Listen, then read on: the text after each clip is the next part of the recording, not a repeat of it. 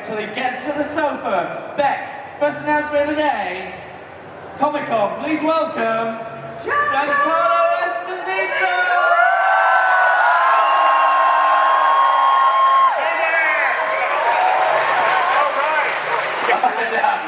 I'll get it. This is all for me to speak so far. Wow. I love it. It's supposed to be a hat. I love it. There you go. Thank you very much. Welcome to Belgium. Thank you. I love you, Brussels. Look at this crowd. Do you get this everywhere? Most of the time. Unbelievable. Turns out being a villain pays. Yeah? It does. I love people, and oftentimes many people don't get a chance to see me as me, so they approach me a certain way as the villain they see on TV. And so it's nice. I mean, I can be that guy, but I like to be myself. So many people come to my line and they say, insult me. You know, they want me to say, you are done. Finished. You know, and I kind of like doing that, but I'd much rather show a part of me that you haven't seen. And we're very appreciative to see that part of you. Oh, thank you. I mean, it's incredible. Like, you have had such an incredible career, like already, and it just seems to be getting better and better and better. But I mean, like, I know you back from doing things with Spike Lee. Like those days. Do the Right Thing, More Better Blues, School Days.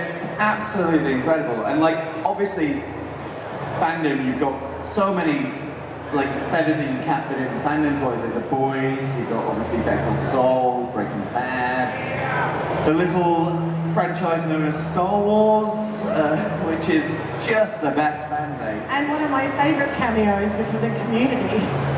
Yes. I love that. Such an odd show for me to be on. But it was fun to do. You know, look, I feel as if the reason we come into our own as human beings is because we enjoy more of what we do. And for me, I've been acting for 55 years, approximately, and I'm loving what I do. So it makes it easier for me to do it.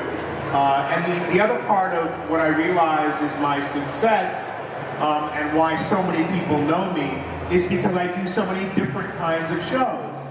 And so I've been blessed to have enthusiasm for what I do, but also a talent for playing a lot of different kinds of characters. Yeah. But you started, how old were you when you started acting? I was 8 years old when I started on the Broadway stage in New York. Oh wow, because, am I right in, I read that you were born in Denmark, is that right? I was born in Copenhagen, Denmark. And then you moved... Yeah, baby! Take me home! Take me with you! Best reaction ever when it's one guy. It's great. They're just throwing Lego on the stage.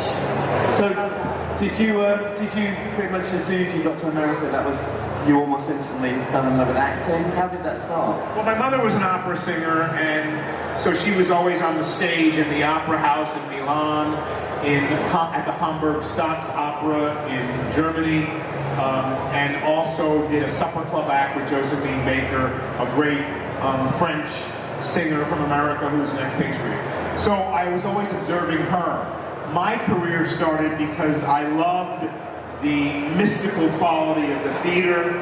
I loved to enter from beyond the curtain. I loved to be someone that I wasn't, because when I went to America, I wasn't accepted. My name is Giancarlo Giuseppe Alessandro Esposito.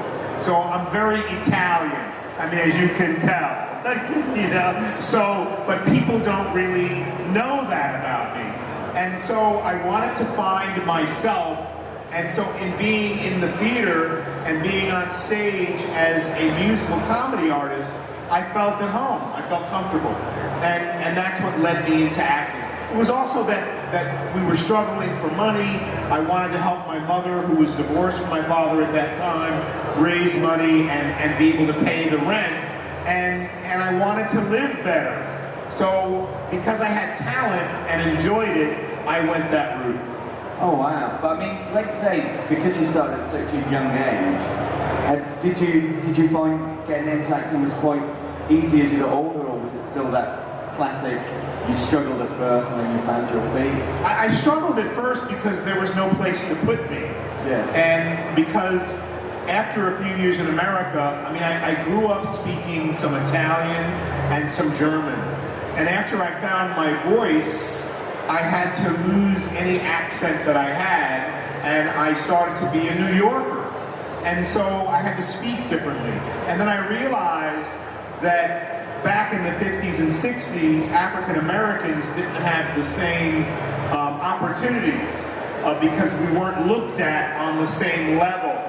So then I had to take away my brain. I had to dumb down my intelligence to get work. I had to be a street thug, a killer. You know, I had to become a villain. Yeah. And I do that well. You do that incredibly well. Which is funny because I would find that a lot of your characters, especially more recently, there is something so intelligent and wise about them. Yes, bad, but like really highly intelligent characters. Have you found that those roles have slightly changed over the years? Oh, absolutely. The business has changed. I've gone through many waves of unconventional casting now. But what I realized, and it's something that my mother instilled in me, was to never give up my dignity. And she would say things like, no one can take away what's in between your ears. And that's this. So I always held on to that.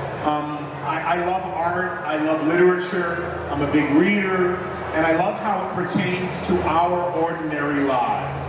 And so I play characters that are complete, and if I leave something out, then they're not complete. And we're all complete human beings. It's how we see ourselves. Do we see ourselves through someone else's eyes? Like I could see myself through the eyes of all of my fans. And I'd be walking around with a different feeling. But I see myself as someone who's learned to love himself and understand who he is. And therefore, I get more comfortable in my own skin. When I was young, I would see old people who would be crotchety. And I'd ask them a question for directions. And they'd look at me again and go, oh, it's over there, it's over there, it's over there. They didn't care what you thought of them. Now, as a human being and an actor, I care about what people think of me. And so there's a balance to that. Like, we should care about how we're perceived, but how do we perceive ourselves? And it goes to thinking about what you can do in your life. I think now that I can do anything. I project it, I invite it, I suggest it. I do things every day to obtain my deepest wishes. I've always wanted to fly a plane. I fly planes now. I'm taking lessons, not on my own, but I went, nothing is out of your grasp. If you think it, you can do it. If you feel it, you can allow it to happen. It's inviting it and drawing it to yourself. I think that deserves a round of applause. Yeah, that's incredible. So inspirational. Thank you. Absolutely incredible. Also, I want to get on a plane with you. I would love to see yourself. I'm obsessed with flying, and I've gotten a few lessons, and I really like it, and I know I'm going to pursue it when I've lived near 2 airports, and Convenient. yeah, and Vince Gilligan flies a helicopter, and he's going to give me a helicopter lesson, which is completely different than flying. But another great example is I've always wanted a Porsche motorcycle, so I mean a Porsche car, and I have 8 motorcycles, and I can only ride 1. So all of a sudden I realized, sell them all! Sell them! Why do you have these sitting in your garage? You want a Porsche. Sell them, get the Porsche that you want. You gotta let go of something to get something. You gotta let go of your old kind of thinking to move forward in life. You gotta let go of all the things that you've held on to that you say, they didn't let me do this, they held me back, I can't. All the things that my father told me, all these things, you can't do it, Giancarlo, you can't do it. Why can't I do it? I can do anything, and you can do anything. It's the truth. It's such, it's such an incredible attitude. Is this something that's come to you with time, or is this something you always feel you've had in you? It's come to me with time. You know, I faced a lot of adversity that people don't know about in my own life with my own self. And so what I start to realize is that I'm in the way. I am the they that I talk about. Because I haven't opened up my consciousness to think that I can do anything, right? I've kept myself small. And I was told by an acting teacher, there are no small parts. There's only small actors. So I think of it in a human way. There's nothing you can't do. In other words, if you think that you can't, you won't. So now I say this every single day. I am. I will. I can. It's that simple. We've complicated our lives with the phone, with getting our information from some other place, right? We don't take the time to imbibe things because I don't need to remember because, oh, where's my phone? Oh, shoot. Now I leave my phone everywhere because I don't care, right? But that's our source of information. But what about the source of information that's inside you? When do you stop and take your own temperature? You wake up, you put your feet on the floor and you go, oh, how am I doing today? I'm doing well. How am I doing today? Oh, I'm in a bad mood. How do I fix it? I breathe. I take my own temperature, right? When do we do that anymore? Everything you need to know is inside of you. Everything you want, every desire, every dream, every wish. And it is up to you.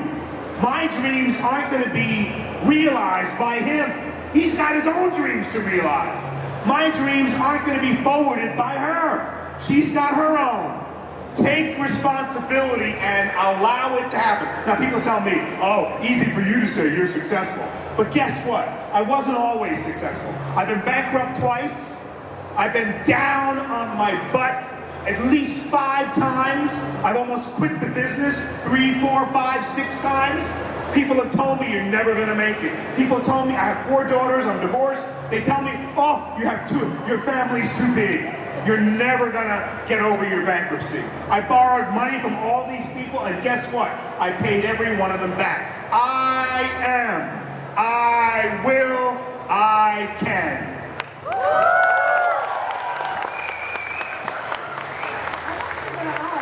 Because I think a lot of people probably relate, especially to the idea of being at the bottom sometimes.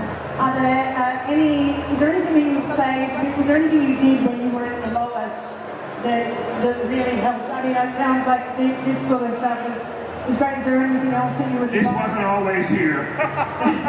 You know, when I was really down, I was losing a house in Connecticut. You know, like my story. I could hold on, my story, his story, her story. We all have the story. The story that's weighing us down and not allowing us to soar and fly. So what did I think about when I was totally down? I wanted to kill myself.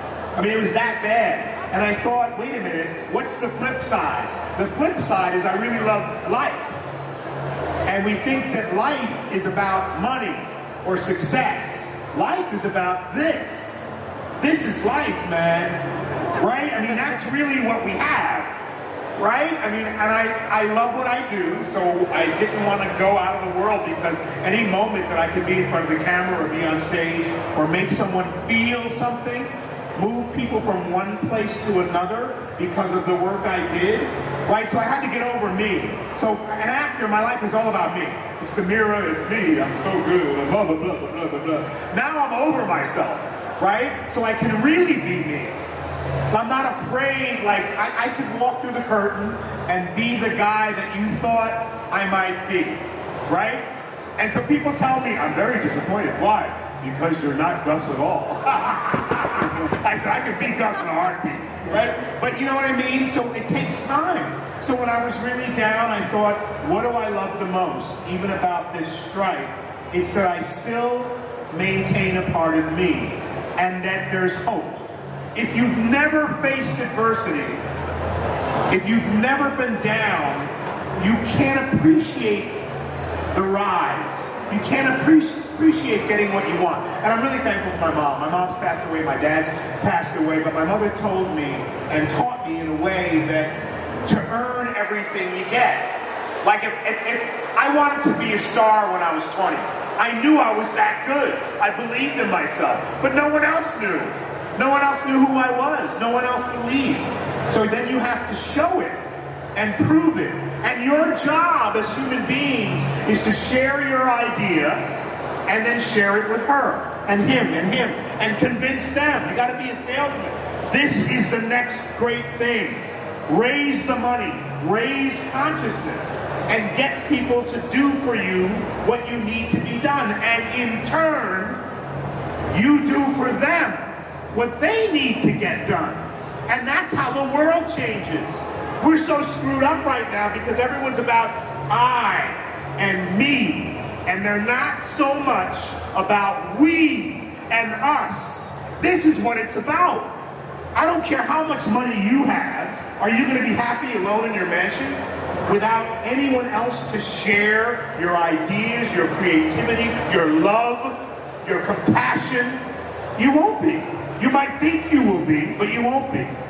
Right? I don't think I have a penny in my pocket. I got a piece of Nicorette. Nothing. What do I need? What do you need money for? Yeah, you need to live. Yeah, you need to pay your rent. All of those things. But it's like, if we face our own fear about who we are, where we're going, how we're going to get there, and we allow it to ease somehow, then your future is unimaginable. I mean, I'll calm down. If acting doesn't work out for you, I think you might have a career in motivational speaking. Or politics. Or politics, yeah. I'd vote for you. Thank you. I think we're going to have to open the floor up for questions, otherwise... Yeah, although it does feel somewhat, to now say, have you ever taken anything from the set? Not quite as grand. I've been enjoying this so far. Yeah, I mean, I would just sit here all day and listen to you. I'm having a great time. But yeah, we do want to let you guys ask some questions. So Thomas has got a microphone. You get your hand up. We will let you do it for you. Thomas will come through. Also, just at this point, whilst we have a little break, if I could borrow some money, I'm very inspired right now, actually. Yes, I'll give it to you. What do you need, baby? £7 million and no questions. Okay, you got it. Oh, it's a Nicorette gum. I got that. Yeah, we got our first question down here. Hi, welcome to Belgium, first of all. It's really inspiring to see you on the screen. My first question was, you seem like a very positive person, and you're known for playing a lot of villainous roles. If there is one heroic character that you could give your own interpretation to, which one would it be, and why would you choose that character? I grew up with some old comic books, and I lived my early life saving people in a way before I became a villain. I've always wanted to be the person who, in a way, shed some light on the darkness. I grew up watching Flash Gordon, which is, I just thought, wow, what a great show. The guy can fly and do all these great things. Flash Gordon, Mary Poppins, and Superman. Because I feel like I know for me, I need to look at heroes and be uplifted. So, in my brain, I want to be Moff Gideon, but I want to be Moff Gideon on the good side. I think that I'll get an opportunity possibly to play someone good, maybe if it comes about. I have marked the Marvel universe, that there may be something there where I can be on the A-team. It would be great. I think you will and you can. How about that? Yes! Amazing. Hands up for questions. I'll get one here, Thomas, but again, if you've got them, put them up, don't worry. Hello, and thank you for coming to Belgium.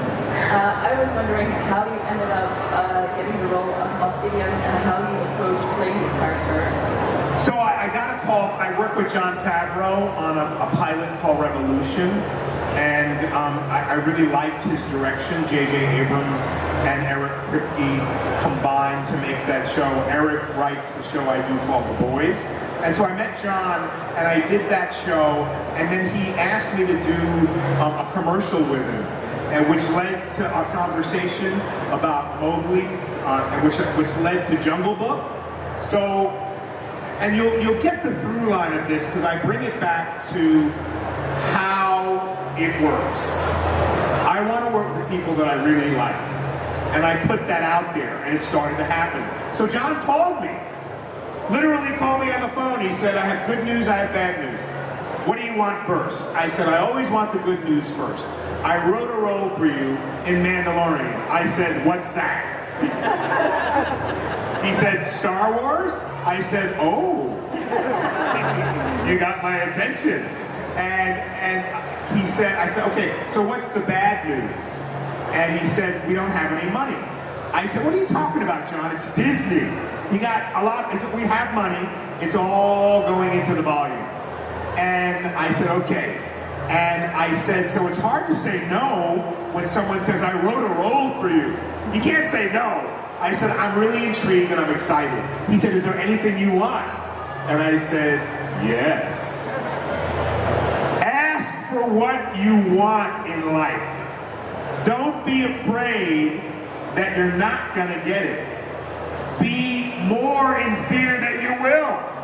Because when they say yes, you gotta rise to the occasion. I said, I want a cape. He said, done. That's easy, my friend. And that's how I got it. And so in doing the role, I started to really feel, so I'm really good at controlling the chaos. You do this, you do that, you do this, you do that. Do it now. And people do it. And so one of the things that I think about when I play Moff Gideon is I walk into a room and I silence it. But first you have to take the temperature of the room. You gotta know if people are with you or not. If they're not, you wait until they are. And then you speak. And you speak to everyone as if you're looking at everyone right in their eye. You're making a connection.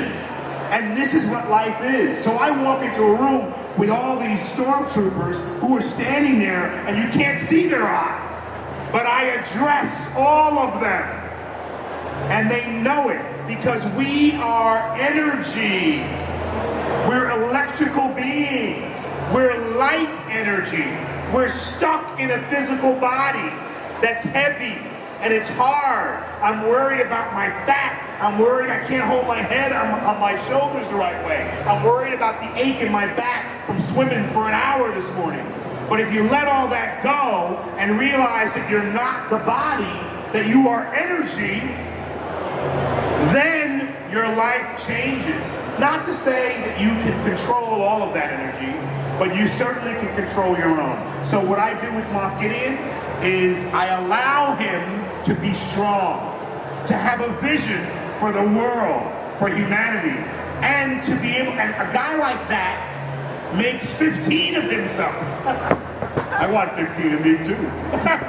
Right, so that's what I do. Thank you. You're welcome. Incredible. We've got a few questions here and then we'll swing over here. We just need the microphone up if that's possible. Your most important roles are given, and maybe your most important role is Gustavo Fring, but at least it's my favorite one. Do you have a special connection with the character? Maybe it doesn't mean something special. There was a sense of nostalgia to bring it back to soul after the end of the show. Does it mean anything special? What is your name? Marco. Marco, piacere, Marco. Do you understand the speak Italy? From Italy? Yeah. Yes, I thought so. Yes, I mean, what comes to my mind and my spirit is Gustavo Fring changed my life because what I realized after being an actor for so long, and as a human being, we try hard. I'm a AAA personality. a people pleaser, want to make people happy and feel comfortable. With Gustavo Fring, I realized that the writing was top-notch, that the filming was top-notch, and there were little things that I could not, everything was out of my control. Right in our lives, I'm a person who wants to control things, right? But life in itself is not in my control. But what I could control was my pace and my breath.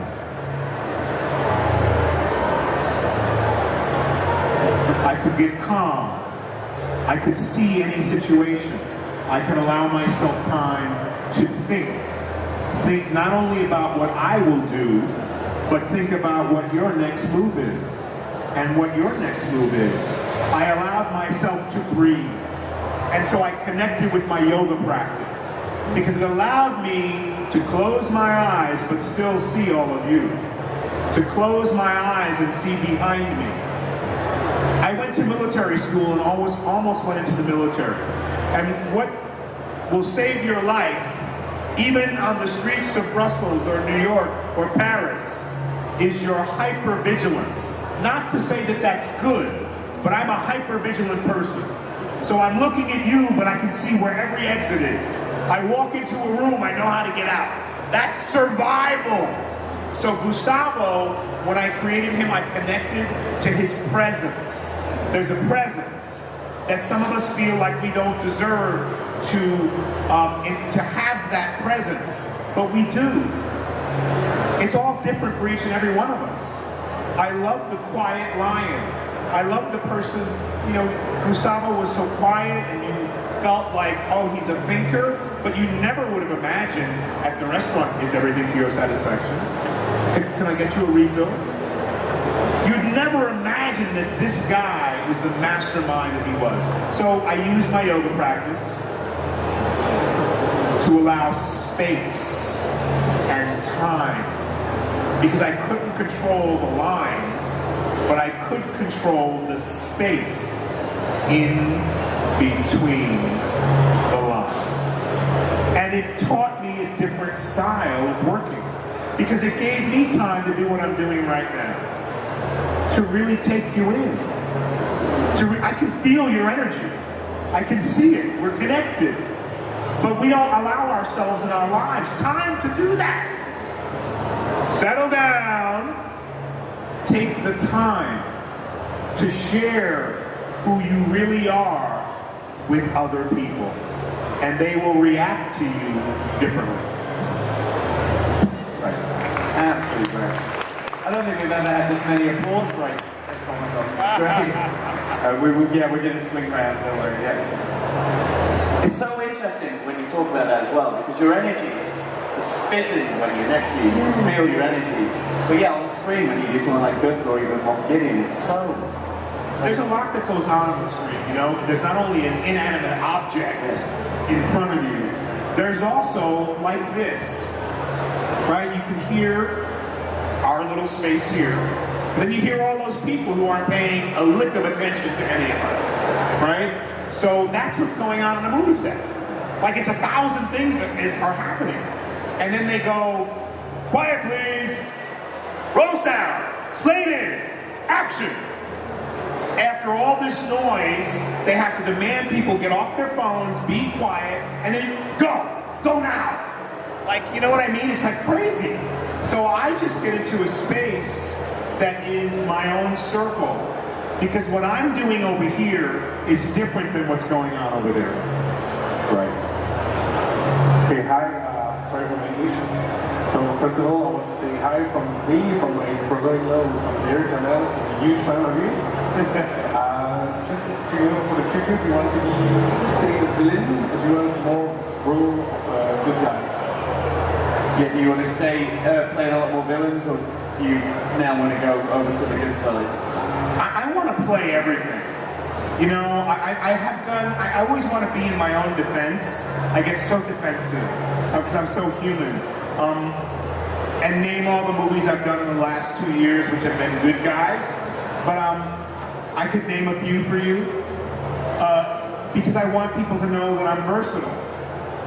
Yeah, I'm good at playing villains, and I will and I know Marco has shared that I played the penultimate villain in Gustavo Fring, but there's another penultimate villain coming. That is part of who I really am. The spirit that you see in Gustavo Fring, that is also a big part of who I am. So I feel like we as human beings are accepted if we're only in the light, right? Yet we emulate politicians who are not in the light. So it makes me think, as I develop Gustavo Fring and Moff Gideon, that people want to be told what to do. They'll do whatever you tell them. And so then we get taken advantage of. But why don't people stand up for other people, right? So I want to play someone who is a champion of human beings, who leads the revolution for a good reason, not for his own ego or her own ego, but for the greater good of everyone. Because you see, this is a horrible thought in a way, but when I was young, I realized we live and we die alone. We go to our Maker, whether you believe in God and Goddess, which I believe in, equally apparent to me in my life. They're equal. But whatever that end result of your life is, there's nothing material you can take with you. So why am I here? I'm here to share myself and lift up humanity in a different way. And that's kind of my gift. So I want to play everyone, all different kinds of people. I want to play good guys, bad guys, queer guys, straight guys, queer women, straight women, all of it. Why not? I'm an actor. That's what I love to do. I want to be that thing creeping across the room, that dinosaur. Yeah, I want to play him too. Did you ever have that moment when you were young and you started out where you saw something on screen or stage and they sparked this for you? Do you have that moment that a lot of actors get? Absolutely. You know, when I saw the James Bond movies, when I was young, Thunderball, you know, back in the 60s, I wanted to be in that movie. I wanted to be James Bond. Because I likened myself to having that kind of grace and refinement. And I loved the world that he operated in, but he did whatever the hell he wanted. And I went, I want to do whatever the hell I want too. You know, I want all of that, but he was good at what he did, right? He could get, you know, people want to follow someone they can trust. The guy, you know, if you're in a situation, he can take, you know, a phone and turn it into a screwdriver. He can open any door. He can drive any car. He can drive a plane. I want to be with that person. That's right? what you're training for, right? Yeah, that's what I'm training for. Yeah. So also, I think we should put it out there that you are going to be the next Bond. Yeah, well, I let's think put we it out just there. need to start spreading that rumor. If anyone wants to tweet that now, Let's do it. Comic Con exclusive. We've got a question over here. Yeah, we'll get down. We'll come on. Dear Giancarlo, is there anything in your life that you did regret you didn't dare to do? Oh my goodness, you asked these life questions. You invited this. I sure did. I always, I love architecture. I went to the Victor Horta house here, and I just found his work to be genius. So I want to buy that house and come and live in Brussels there. I love archaeology. I'm a real big lover of history. So in part of me is I have disappointment that I didn't pursue that, because I feel like archaeology to me, to learn about ancient worlds, informs us to where we come from, would have been something I would have really been good at. And then I like chiropractic, natural medicine, and I kind of wish I had done that, because I like to help people. And I want people to know that they can change their situation physically if they learn about their malady, if they have one, and they can live naturally and cure themselves of any disease between their working with herbs and working with their mind. I think that we use very little bit of ourselves. I think we've allowed ourselves, in a way, to live flat-footed on the earth, where we are extraordinary. I used to think that people were ordinary. It's not so. People are ordinary, morphing, changing, rising into the extraordinary. I have a show on AMC, I'll give a big plug, that I produce about an everyman, a driver. And it exemplifies part of my life, because it's about a guy who has 2 kids and a mortgage. His family is, his relationship is going awry, and his life is all the way down. And he takes a job with a criminal he thinks as just a driver. He has skill. He's a good driver. He was a cab driver, a black car driver. And he gets into trouble and he has to get out. My story is important to me because I wanted to tell the story of an every man and every woman. So that when you as an audience look at it, it's like that could be any of you. So that you have an example of someone in film or TV, in our fantasy world that we live in, that you can change your circumstance. So why do I come to Comic Cons? I like to speak to people, but I come because I see that people are in wonder, enchantment, joy, and imagination. Right? I come because I see people being free. Like Spider-Man over there, Spider-Woman, whoever the hell you are. Yeah, right? You're being free. I have to remember to be a child again. I have to remember that life is fun. I have to remember that it's not all so serious. So I come to Comic-Cons because it reminds me that we can be in wonder, enchantment, joy, and imagination. We're thankful for that too. Right. Yeah, we got a question down here. We've probably got time for about two more, I'd say. Thank you for being here and see you. I was wondering, you play really different ones like in video games, like Far Cry, or in an anime, or different things like this. How do you approach as an actor, and how did you enjoy the different experiences? Great question. Far Cry was a really great experience. I had a meeting with them. I felt like they wanted me to be Gustavo Fring. I almost said no because I didn't want to keep repeating that character. I met with them. I had been to Cuba and when Castro was alive, and I was really fascinated by the story of a dictator. It was a whole new experience because I had no clothes on. You do everything naked. No, you do everything. You do everything in a green suit, right? And I had a helmet on with 3 lights in my face right here, and a camera right here, and a belt with batteries. And so I was acting in a very weird circumstance, in a room like this, with the lights were all cameras. There were 100 cameras in the room. So everything is taking my picture and my facial expression to then take it and make me into a cartoon. It was the weirdest thing ever. But it reminded me of being in the theater again. There was no furniture. Like if there was furniture, it was green. And I would have to act through all this and make a connection to my acting and scene partner. And it was an amazing experience. I did it because I wasn't used to that technology. And people think that maybe in the future, I will be a hologram. Look at Mandalorian. The first time you see me, I'm a hologram. And then that will be us. I will be as an actor in a library, in a bank. And they can take that bank and they can recreate me in any situation possible. We know what's going on with AI and all that. So that was a great experience. The reason why I'm excited about life is because I have new experiences, even as an actor, every time to welcome. And so it makes me happy and excited. Incredible. We've got time for one last question. You've had your hand up for ages.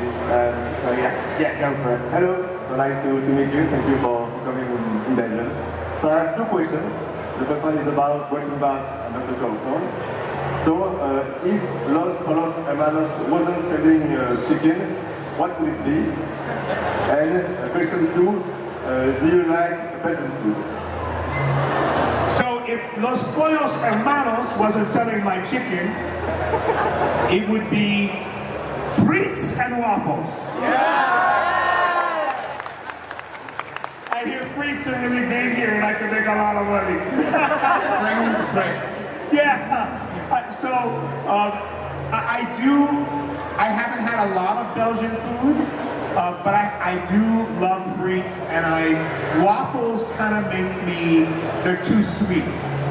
So I want to be pithy with my answer to make you all laugh, but there is a place I went to yesterday that I really love, Les Botanistes restaurant, and it's vegan food that's really delicious.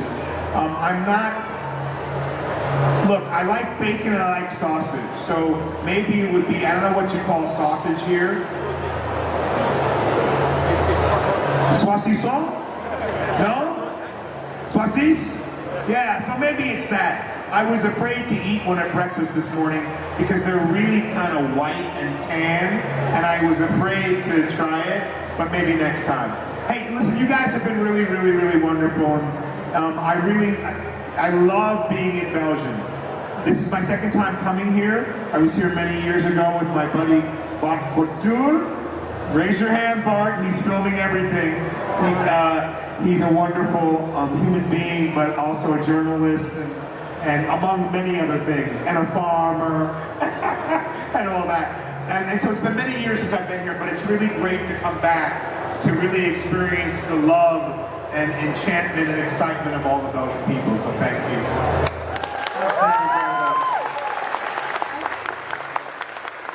This has been very apt, being a Sunday morning. I do feel like I've just been to church and I've loved every minute of it. I think before we say goodbye, I think it would feel apt if you were to stand, if everyone could say, I am, I will, I can, with you. I think it would be a lovely way to finish. I love it. Okay, here we go. I am. I will, I can. One more time. I am, I will, I can. Be empowered. We love you. Amazing. Absolutely incredible. Keep going till he's gone, right? He deserves all the way. Thank you. Giancarlo Esposito! What a way!